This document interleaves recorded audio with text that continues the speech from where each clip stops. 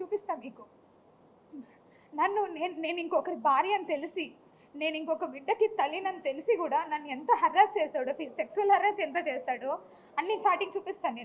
నేను మీకు అబద్ధం చెప్పాను, ఎవ్రీథింగ్ చూపిస్తాను. ఈ 2000 అయిపోయింది. యూఎస్ నుంచి రిటర్న్ వచ్చాడు మదన్ మోహన్ మానిపాటి. రిటర్న్ వచ్చిన తర్వాత కూడా నేను చెప్పిన బిడ్డ ఇది అనేసి వచ్చిన వెంటనే విశాఖపట్నం వచ్చాడు తన బిడ్డల్ని చూసుకునేదానికి. ఇది అండి అనేసి బిడ్డను తీసుకొని చూపించినాను కూడా నేను అతనికి. చూపించిన తర్వాత అతను చాలా మెంటల్గా స్ట్రాంగ్గా ఫిక్స్ అయిపోయాడు. అంత జరిగింది. తర్వాత నేను ఎందుకు అడిగినానంటే, సుభాష్ అప్పటికి మేము సుభాష్కి తెలుసో తెలీదో నాకు తెలీదు, ట్రైబల్లో ఎప్పుడు కూడా మేము రాసుకున్నాం విడాకుల ఒప్పందం. నేను ఆయనకు రాసిచ్చిన, ఆయనకు నాకు రాసిచ్చిండు. నేను అది కూడా చెప్పిన ఆయనకి. లేదు లీగల్గా కూడా తీసుకో అన్నారు. సరే అనేసి నేను మదన్ మోహన్ మానిపాటిని అడిగిన. సరే అనేసి ఇద్దరం కలిసే డాక్యుమెంట్ చూపిస్తా, ఇద్దరం కలిసే మేము విశాఖపట్నం కోర్టుకి అప్రోచ్ అయినాం. విశాఖపట్నంలో ఫైల్ చేసినాము, ఏప్రిల్ మంత్లో ఫైల్ చేసినాము. ఆ ఫైల్ చేసిన దానికి గాను ఇద్దరి మధ్యన ఒక అండర్స్టాండింగ్ మీద కొన్ని ఎంఓయూలు కూడా రాసుకున్నాము. పిల్లల విషయము, తర్వాత ఇల్లు విషయం, ప్రాపర్టీల విషయము, బంగారం విషయము, కార్ విషయము, ఎవ్రీథింగ్ రాసుకున్నాము. సరే ఇంత జరిగింది, ఇంత బాగానే ఉంది. మదన్ మోహన్ మానిపాటికి సడన్గా మరి ఏమైందో తెలియదు. అంతకంటే ముందు నుంచే అదే మనసులో ఉన్న అనుమానము, మీ పేపర్లో ఏదైతే పెట్టాడో ఈ అనుమానం అంతటి కారణము డబ్బు. ఆ డబ్బు నన్ను 30 కోట్లు నేను సంపాదించి ఇచ్చేంత అర్హత కానీ, లేకుంటే ఉద్యోగం కానీ నా దగ్గర లేదు. నా ఉద్యోగము 58,000 ఈరోజు జీతం. స్వయాన ఆమె చెప్పింది, ఆ ఆదివాసీ మహిళే చెప్పింది అధికారిని, సాయిరెడ్డి తండ్రి లాంటి వాడు అనని. బుద్ధి ఉండాలి ఎవరికైనా టెలికాస్ట్ చేసేవాడికి. మనిషి అన్నవాడు మనిషి అయి పుట్టుంటే, కడుపుకి అన్నంగాని తింటా ఉంటే, ఎటువంటి వ్యక్తి కూడా, అటువంటి వ్యక్తులు, మానవత్వం ఉన్నటువంటి వ్యక్తులు ఎవరు కూడా ఇటువంటి విషయాలు టెలికాస్ట్ చేయరు.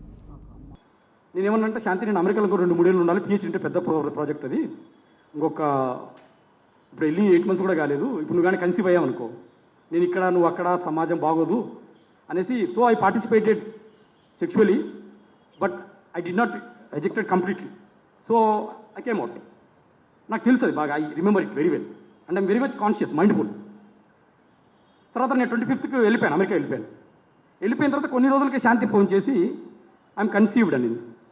ఓ థ్యాంక్ గాడ్ కన్నా 2 మిక్స్డ్ ఫీలింగ్స్. నాకు వద్దు అనుకున్నాం కదా,